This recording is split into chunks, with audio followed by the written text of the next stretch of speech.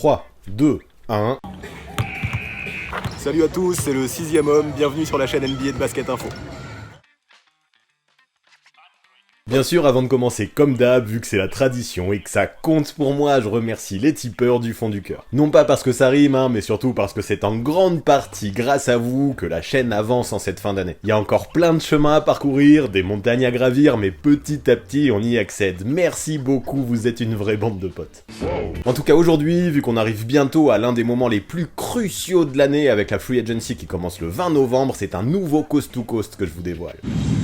Dans cette vidéo, je vais prendre les joueurs qui représentent pour moi les 10 principaux agents libres de cette off-season. Et après, vous connaissez, en mode gambler, mais aussi en argumentant, je vais essayer de deviner où est-ce qu'ils vont atterrir. Mais attends, je suis perdu là, c'est un coast to coast, c'est pas le but des Airball Project de faire des prédictions d'habitude? Si, tout à fait, jusque là je faisais comme ça pour toutes les vidéos prédictions. Mais la chaîne évolue, et aujourd'hui, la playlist Airball Project, je tiens vraiment à la réserver à l'analyse des prospects. Par contre, attention, c'est pas pour ça que j'annonce que je ne vais pas faire un gros Airball dans l'annonce de mes pronostics. Mais c'est le jeu, et puis si j'arrive à accéder à la moyenne avec un joli 5 sur 10, moi déjà je serais content, ce serait assez fabuleux. Bon après, pour être complet, faut dire qu'il y a des gars qui sont très bons et que malgré leur statut d'agent libre, je n'en parlerai pas aujourd'hui. Et ouais, si l'on regarde la liste des free agents, on peut trouver des noms comme ceux de Nicolas Batum, Mike Conley, DeMar DeRozan, André Drummond, Evan Fournier, Tim Hardaway Jr., Gordon Hayward ou encore Otto Porter Jr. Il y en a plein là-dedans qui ont un gros level et qui feraient du bien à pas mal de teams. Pourtant, je les zappe, parce que tous disposent d'une player option qui pourrait représenter pas mal de thunes. Au vu des incertitudes qui règnent sur la NBA actuellement, je peux facilement imaginer que chacun l'exercera afin de rester dans sa team d'origine. Du coup, pas vraiment de suspense pour eux vu que je prédis qu'ils ne seront pas sur le marché, donc pas vraiment la peine d'évoquer leur situation. Ouais, j'ai préféré choisir d'autres noms qui, eux, me semblent plus intéressants pour la vidéo d'aujourd'hui. Comme je le disais, j'ai retenu 10 gars, de façon complètement arbitraire. J'ai pris ceux qui me paraissaient les meilleurs, bien sûr, mais aussi ceux pour qui les circonstances me semblaient les plus passionnantes à analyser. Alors pour chacun, j'imaginerai une destination qui me semblera cohérente, en argumentant à chaque fois en fonction de leurs attentes, bien sûr, mais aussi des situations financières des équipes concernées. Ouais, et puis y a pas que les finances, elles vont avoir des besoins, j'imagine, ces teams. Oui, bien sûr, tout à fait. D'ailleurs, à ce propos, on avait fait 2 vidéos avec Unseen Samy il y a 15 jours. Si ce n'est pas encore fait, je vous invite à les mater, ça vous permettra de comprendre ce qu'on attend tous les deux pour chacune des 30 franchises NBA. Forcément, mes signatures et mes choix dans la vidéo d'aujourd'hui correspondront plus ou moins à ce qu'on avait dit dans ces vidéos. Pareil aussi, je vais employer des termes que tout le monde ne maîtrise pas, comme les mid-level exceptions ou encore les bird rights. Aujourd'hui, je ne rentrerai pas dans les détails, mais si vous voulez vraiment tout comprendre à propos de ce sujet, tout maîtriser, j'avais fait un tuto il y a un peu plus d'un an. Même s'il est illustré avec des exemples datant de la Free Agency 2019, tout reste encore en vigueur à ce jour, avec cette année un salary cap estimé à 109 millions de dollars. Donc ouais, en gros, c'est la vidéo à maîtriser sur le bout des doigts si vous voulez comprendre avec précision tous les rouages de la Free Agency. Mais bref, je ne m'attarde pas trop non plus, allez voir tout ça après si vous voulez approfondir. Alors c'est parti pour la vidéo du jour, où iront les principaux Free Agents du marché 2020.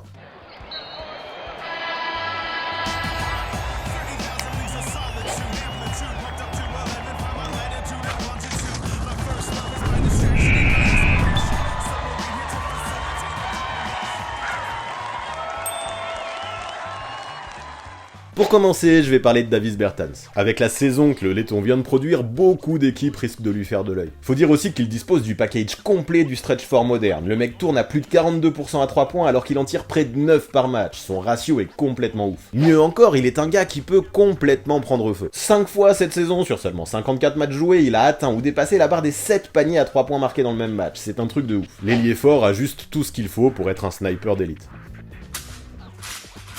Je me rappelle d'ailleurs encore de ces images d'un Davis Bertans tout jeune qui était sorti lorsqu'il évoluait aux Partisans de Belgrade. Son coach, Duško Vujošević, que je connais bien parce qu'il est passé par Limoges ensuite, était d'une exigence folle. Là, les règles étaient claires, hors de question que le gamin puisse quitter l'entraînement tant qu'il n'avait pas mis 10 paniers à 3 points consécutifs. Autant dire qu'il met du temps, on y voit alors un Bertans terminé exténué, limite en pleurs, mais au vu de ce qu'il fait aujourd'hui, difficile de dire que ça n'a pas porté ses fruits. Et son profil plaît parce que de ce qu'il se dit, l'année dernière, juste avant la deadline, beaucoup d'équipes ont tenté de faire une offre. Là, il y a eu plusieurs propals, dont certaines avec des gros pics de draft, mais les Wizards ont tenu, ils n'ont rien lâché. Ça, selon moi, c'est vraiment la preuve qu'ils tiennent à leur laiton, et voilà pourquoi je ne pense pas qu'ils le laisseront partir comme ça. La franchise de la capitale dispose de ses bird rights sur lui, et ils ne se priveront pas pour les utiliser. D'autant plus que si la team conserve son duo Wall-Bill, Bertans semble représenter un complément parfait. Alors à mon avis, si dès les premières heures de la Free Agency, les Wizards lâchent une offre qui convient à l'ailier fort, celui-ci n'ira pas voir ailleurs. Là, je vais pas blablater pour longtemps, parce qu'à mon sens, c'est ce qui aura lieu dans quelques semaines. Ma prédiction est donc celle-ci. Au vu de comment Bertans est précieux pour Washington, mais aussi pour toute la NBA, celui-ci remplira aux Wizards pour une durée de 4 ans avec un contrat avoisinant les 17 ou 18 millions par saison.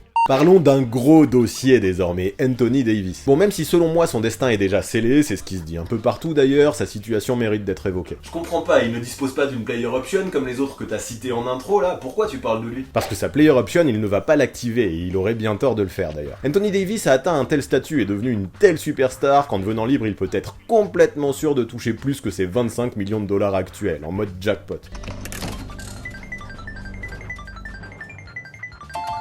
Mais devenir libre, est-ce que ça veut dire qu'il va partir des Lakers? Eh bien non, quelle idée, le gars vient de gagner le titre là-bas, les moyens d'écrire sa dynastie et pourrait même pendant longtemps toucher le fric qu'il mérite. Donc voilà, ça me paraît clair, AD va devenir libre puis re-signer au max à LA. Donc la vraie question pour moi, ce n'est pas s'il va revenir ou non, c'est plutôt la durée. Et en vrai là, je pense que le plus malin serait de prolonger pour 3 saisons au max pour un montant d'environ 35 millions la saison. Cela lui permettra d'être à nouveau libre en 2023 puis de signer là où il voudra. Mais surtout, vu qu'il aura dépassé les 10 ans d'ancienneté dans la ligue, AD sera éligible à un super max, équivalent à 35% du cap. Au vu des prévisions, cela pourrait correspondre à un salaire avoisinant les 50 millions de dollars par saison, ce qui serait juste huge de chez huge. A mon avis, du côté de Clutch Sports, l'agence du bro, on est bien au courant de tout ça, et ne pensez pas qu'ils vont laisser passer l'occasion. Du coup, ma prédiction, la voici, Anthony Davis va re-signer aux Lakers sur une durée de 3 ans pour un montant avoisinant les 35 millions de dollars par saison. Allez, Goran Dragic désormais, et lui, contrairement à Davis, sa situation est très floue. Pourtant, à première vue, si je peux employer ce terme, tout paraît très simple. Miami et Pat Riley sont fans de Goran Dragic, tandis que lui, cette année notamment, s'est régalé en Floride. Avec son nouveau pote, Jimmy Butler, il a atteint les finales NBA pour la première fois de sa vie, a obtenu un rôle énorme en playoff avant malheureusement de se blesser lors du premier match des finales. Je pense que dans un coin de sa tête, le Slovène a un goût d'inachevé qu'il aimerait bien faire passer en continuant à Miami. Ouais, du coup c'est réglé, ça se sent à 10 km, il va rester. Eh bien, figure-toi que tout n'est pas aussi simple qu'il n'y paraît. De ce qu'il se dit, Goran Dragic, mais aussi Jake Crowder, font partie des priorités de Pat Riley, et ça c'est plutôt bon signe. Sauf qu'en parallèle, en 2021, il va y avoir un agent libre de poids, Giannis Antetokounmpo. Selon les rumeurs, le Heat semblerait prêt à tout pour faire venir le freak dans un an, et pour ça, faudra qu'il soit prêt à aligner le fric. Du coup, impossible de re-signer leur gars pour beaucoup de thunes sur plusieurs années. Alors je pense que Dragic et Crowder vont recevoir une offre intéressante, mais seulement sur un an, et ça pourrait poser souci. Après, comme je l'ai dit, ça ne m'étonnerait quand même pas qu'ils mettent la main au porte-monnaie, et Dragic pourrait recevoir un bon contrat quand même, minimum 15 millions sur un an à mon avis, mais est-ce que ça suffira? Le Slovène a déjà 34 ans, et impossible de le nier, même s'il a toujours un très bon niveau, sa fin de carrière approche. Je pense qu'il voudra jouer le titre bien sûr l'an prochain, mais aussi assurer ses arrières et donner de l'importance à la sécurité financière sur le long terme. Du coup, ça ne m'étonnerait pas que des équipes contenders puissent mettre sur la table exactement ce qu'il attend, et là je pense aux Clippers par exemple. Patrick Beverley est un super meneur défensif, mais à la création il y a bien mieux que lui. Un mec comme Dragic qui apporterait une incroyable plus-value en attaque tout en assurant en défense et en faisant moins de vagues dans les vestiaires pourrait ressembler à un fit idéal à LA. Puis pour lui ça semblerait pas mal aussi, car normalement quand à tes côtés t'as Kawhi Leonard et Paul George, tu dois pouvoir jouer le titre à peu près chaque année, j'ai dit à peu près. À mon sens, avec leur mid-level exception, les Clippers peuvent présenter la plupart des arguments nécessaires, qu'ils soient financiers ou sportifs, pour convaincre un joueur comme le Slovène de les rejoindre. Alors ma prédiction la voilà. Goran Dragic signera aux Clippers pour 3 ans à hauteur d'environ 10 millions de dollars par saison. À mon avis, il le sait, prendre 30 millions de dollars sur 3 ans aux Clippers sera bien plus raisonnable que de ne faire qu'une seule saison à 15 millions au Heat. Voilà maintenant l'Italien Danilo Gallinari. Avec Bertans, Dragic et lui, l'Europe est bien représentée dans cette off-season. Mais Gallo, soyons honnêtes, je ne pense pas qu'il ait un vrai avenir au Thunder. Bien sûr, lui, il se sent bien là-bas, et ce n'est pas un secret, Sam Presti, GM l'adore, sauf que ni l'un ni l'autre ne peut offrir à la partie adverse ce qu'elle attend. Du côté d'OKC, on a transféré Russell Westbrook et Paul George il y a un an, et cette fois-ci, c'est à peine caché, Chris Paul et Steven Adams sont réellement sur le bloc. Au Thunder, on veut développer les jeunes et leur faire de la place. Danilo Gallinari, aussi bon soit-il, a déjà 32 ans, et ne rentre pas du tout dans ces plans-là. Mais à l'inverse, c'est pareil, l'Italien l'a dit, il n'a plus 20 ans et il souhaite gagner un titre, et ça doit se faire bientôt, pas dans 10 ans. Du coup, je pense que Gallinari acceptera une baisse de salaire, tandis que certains contenders pourraient flairer le bon coup. Surtout qu'il y a un truc qui n'est pas forcément cool pour Gallinari. Dans cette free agency, on en a parlé, il y a Davis Bertans, un mec qui n'a pas autant d'expérience mais qui est encore meilleur shooter et surtout plus jeune. Danilo de plus a connu beaucoup de galères dans sa carrière, beaucoup de blessures, et même si depuis 2 ans il semble aller beaucoup mieux, ça n'ira pas dans son sens. Et oui, ça peut faire peur et je ne suis pas certain qu'il reçoive des tonnes d'offres, il ne sera peut-être pas la priorité numéro 1 de beaucoup de monde. C'est là que j'imagine bien les 76ers pointer le bout de leur nez. Bien sûr, ils pourraient lui proposer leur exception, mais vu qu'il paie la luxury tax, elle ne représentera pas beaucoup beaucoup, genre environ 6 millions par saison, ça ne suffira pas. C'est dommage parce que pourtant, encore une fois, sur le papier, l'idée paraît alléchante. Gallinari pourrait apporter aux Sixers tout le spacing dont il rêve, tandis que lui pourrait jouer les têtes d'affiche dans la conférence Est. Tout le monde serait content. En parallèle en plus, ça permettrait de recréer sa doublette avec Tobias Harris, coaché par Doc Rivers, qui avait fait tant de ravages aux Clippers il y a 2 ans. Franchement, à mon sens, pour Philly, le fit serait très très bon. Du coup, je vois bien Daryl Morey tenter le tout pour le tout et jouer au marchand de tapis avec Presti pour organiser un sign and trade. Cela pourrait réellement convenir aux Sixers, tandis que le Thunder ne crachera probablement pas sur l'idée de recevoir un pic de plus. Cette idée de sign and trade pourrait être la solution qui arrange tout le monde. Ma prévision est donc celle-ci. Danilo Gallinari prolongera avec le Thunder pour une durée de 3 ans avoisinant les 10 millions de dollars par saison avant d'être envoyé aux Sixers dans le cadre d'un sign and trade. Parlons désormais de Montrezl Harrell qui, pour moi, représente un grand mystère. Fier de son trophée de 6e homme de l'année, le pivot pourrait intéresser du monde, d'autant plus que je ne l'imagine pas vraiment rester aux Clippers. Doc Rivers, coach dont il était le chouchou, est parti, et à LA maintenant, je pense qu'on va vouloir tourner la page et éviter de le surpayer. Mais du coup, où Montrezl Harrell va-t-il aller? Bah ouais, mais pourquoi tu poses la question? C'est pas à toi d'y répondre. C'était rhétorique, mais t'as pas tort sur ce coup-là. Ces derniers temps, j'entends beaucoup la rumeur Dallas, et je me dis pourquoi pas, il fitterait bien avec Porzingis dans la peinture et apporterait un vrai boost d'énergie. Alors ok tout ça, mais avec quel argent? Je vois mal Harrell accepter une mid-level exception et un sign and trade sera peut-être difficilement négociable au vu des attentes qu'auront les Clippers. Montrezl là de toute façon pendant cette off-season aurait complètement tort de ne pas profiter de son statut pour obtenir le plus gros contrat possible sur la plus longue durée possible. Alors pour réfléchir à la team dans laquelle il pouvait aller, j'ai pris la liste de celles qui avaient du cap. Là je suis tombé sur les Timberwolves et je me suis dit pourquoi pas. Dans la peinture autour de Towns il manque de monde je trouve et un profil comme celui d'Harrell au moins en attaque pourrait être très complémentaire à celui du pivot. Kat aime s'écarter, tant mieux, Harrell aime jouer près du cercle, ça pourrait convenir. D'autant plus que cette équipe, elle manquera de défense, mais je trouve aussi qu'elle manquera de niaque. Montrezl Harrell, et ça tombe bien, présente tout à fait le côté pile électrique qu'il leur faudrait. Il y a vraiment besoin de eux seuls dans cette team, et je pense que l'intérieur présente le profil adéquat. Je vois donc bien les Wolves utiliser le cap space dont ils disposent pour tenter leur chance sur ce dossier. Du coup, ma prédiction est simple, et la voici. Montrezl Harrell signera aux Timberwolves pour une durée de 4 ans à hauteur de 16 ou 17 millions de dollars la saison. Évoquons maintenant Joe Harris qui se retrouve dans une position de force. Comme Bertans, il shootait la saison dernière à plus de 42% derrière la ligne à 3 points, et il dispose du statut de tireur d'élite tant recherché. Puis lui aussi est relativement jeune, à seulement 28 ans. Ok, donc si j'ai bien compris le délire, il va recevoir beaucoup d'offres, ton gars. Tout à fait, à mon avis, il n'aura que l'embarras du choix, des belles propositions, il en verra passer. Par contre, faut savoir qu'à Brooklyn, le GM Sean Marks a déjà déclaré qu'il voulait faire de Harris sa priorité. Steve Nash d'ailleurs, le nouveau coach, s'est empressé de l'appeler dès sa prise de fonction, pour lui dire à quel point il comptait sur lui pour la saison prochaine. Autour du duo Kyrie Irving-Kevin Durant, un mec comme Harris qui sera capable de jouer sans ballon et d'écarter le jeu complètement pour eux, ce sera du pain béni. Par contre, ce qui est clair, c'est que si tu comptes sur lui à Brooklyn, faudra sortir les ronds là encore. Déjà, faudra le faire pour rivaliser avec la concurrence, bien sûr, mais aussi pour prouver à l'arrière que le désir n'est pas que dans les mots. Alors je le sais, la situation financière des Nets n'est pas forcément excellente. Je le sais, il ferait peut-être mieux de ne pas trop dépenser pendant cette off-season, mais tant pis. À Brooklyn l'an prochain, on va vouloir aller chercher le titre, et pour accomplir cet objectif, il ne faudra pas lésiner, ne pas être radin. Puis j'en suis à peu près sûr, pour réussir cette mission, il y aura besoin d'un joueur Joe Harris-like. Alors s'il faut se mettre dans le rouge et exploser la luxury tax pour accéder à cet objectif, moi je dis oui. Surtout qu'en possédant les bird rights sur ce joueur, Brooklyn possède une longueur d'avance sur tous ses concurrents. Donc pourquoi se priver? On en arrive à ma prédiction, et la voici. Joe Harris re-signera à Brooklyn pour une durée de 4 ans et un montant avoisinant les 15 millions de dollars par saison. Place désormais à Serge Ibaka, le grand intérieur des Raptors, omniprésent dans les rumeurs. Ouais, en ce moment, son nom, on le voit partout, et notamment aux Lakers. C'est vrai qu'aux côtés d'Anthony Davis, il fitterait plutôt bien. Mais moi, je vais être clair, on va balayer tout ça, c'est quand je n'y crois pas. Ibaka a déjà gagné un titre en 2019 avec les Raptors, et je ne pense pas qu'il soit le genre de joueur capable de faire n'importe quel sacrifice financier juste pour aller choper des bagues. Puis à Los Angeles, si on prolonge AD, ça fera mal à la tirelire déjà un peu. Surtout qu'en plus, des gars comme Kentavious Caldwell-Pope, Rajon Rondo, Dwight Howard et Javal McGee seront libres et ça pourrait être intéressant de les prolonger. Par contre, ils ne reviendront pas gratuits et eux aussi pourraient vouloir leur part du gâteau. 3 parts, j'ai dit. Ah oui, 3 parts. Du coup, ouais, imaginez les Californiens faire une croix sur tout ce groupe pour espérer faire venir un Ibaka qui ferait des sacrifices financiers, ça ne me semble que peu probable. Bon, après, j'aurais peut-être l'air malin quand ça arrivera dans quelques jours, mais pour l'instant, je n'y crois pas. En parallèle, en plus, je le sens plutôt bien à Toronto, le Serge, et le GM, Masai Ujiri, ne l'a pas caché, et il l'adore. Du coup, j'ai du mal à imaginer comment les deux parties ne pourraient pas faire affaire. Ibaka a 31 ans et il lui reste encore quelques belles années devant lui. Puis à Toronto, avec le potentiel départ de Marc Gasol, je pense qu'on aimerait bien éviter de complètement dépouiller le secteur intérieur. Du coup, j'imagine bien Serge Ibaka prendre un maximum de fric tant qu'il le peut, tout en s'assurant une certaine stabilité, une certaine sécurité, et ça, je pense qu'il le trouvera sans trop de soucis chez les Raptors. Alors on enchaîne, et pour l'intérieur d'origine congolaise, ma prédiction la voici. Serge Ibaka re-signera à Toronto pour une durée de 4 ans et un contrat avoisinant les 16-17 millions de dollars par saison.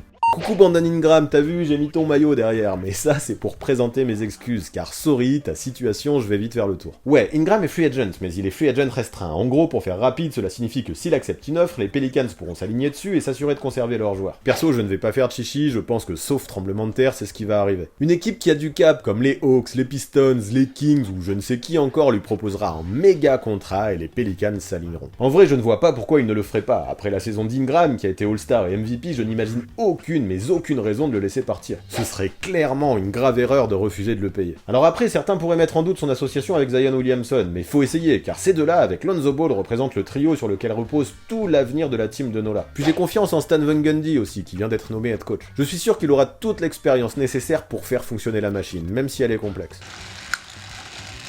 Perso, j'y crois à cette équipe, et le coach moustachu est capable de miracles. Alors pourquoi vouloir faire tout exploser, et pourquoi ne pas s'aligner si une autre équipe devait proposer le max à Ingram? Des raisons, je n'en trouve pas. Je pense que vous imaginez un peu ce que ça va être, ma prédiction, et je vous avais dit que ce serait rapide. Brandon Ingram signera quelque part un contrat sur 4 ans à hauteur de 25 millions la saison environ, sauf qu'il ne partira pas, vu que les Pelicans s'aligneront sur cette offre. Passons désormais à un plus gros dossier, celui de Fred VanVleet. Lui, il y a énormément de hype autour de lui, normal en même temps vu les finales 2019 qu'il a livrées juste avant d'enchaîner sur une excellente saison régulière. Sous les ordres de Nick Nurse, l'arrière a tourné à des stats proches de 18 points et 7 passes cette saison, ce qui est très très fort dans une équipe qui est contender. Donc vous l'imaginez, sur lui aussi il va y avoir pas mal d'acheteurs, et je pense également que les Raptors apprécient beaucoup l'idée de le garder. Sauf que selon moi, du côté de la franchise canadienne, les choses ne seront pas si simples. S'ils mettent déjà le paquet sur Ibaka, je ne suis vraiment pas sûr qu'ils puissent se permettre à la suite de faire la même chose avec VanVleet. Bah pourquoi il laisserait pas partir Ibaka alors? VanVleet est plus jeune, ce serait réglé cette histoire. C'est tout à fait vrai ce que tu dis, t'es plutôt pertinent aujourd'hui toi. Cependant, je pense que dans le dispositif des Raptors, un arrière comme FVV sera beaucoup plus facilement remplaçable qu'un gars comme Ibaka. Puis financièrement, ce ne sera pas la même aussi. Cette saison, VanVleet n'était payé que 9 millions, et ce chiffre, ça m'étonnerait qu'il s'en contente pendant longtemps encore. Il pourrait choper au moins le double, et ça, je pense, il y a pas mal d'équipes qui seraient prêtes à lui lâcher. Et parmi elles, je pense aux Knicks. À mon avis, à New York, ça ne ferait pas de mal de choper à la fois du shoot, de l'expérience, du sang-froid, de la défense et de l'organisation. L'ancien arrière de Wichita State possède toutes ces qualités. Du côté de Big Apple, en plus, on a un peu de fric à dépenser, et dans le profil recherché, je pense, dans cette free agency, Fred VanVleet est le meilleur. Alors ça ne m'étonnerait pas qu'à New York, on tente de surpayer l'arrière pour s'assurer de sa venue. Il y aura sûrement besoin de ça de toute façon pour surpasser la concurrence, et qui sait, ça pourrait fonctionner son arrivée aux Knicks. Ma prédiction est donc celle-ci. Fred VanVleet signera aux Knicks sur une durée de 4 ans pour un contrat avoisinant les 19 ou 20 millions de dollars par saison.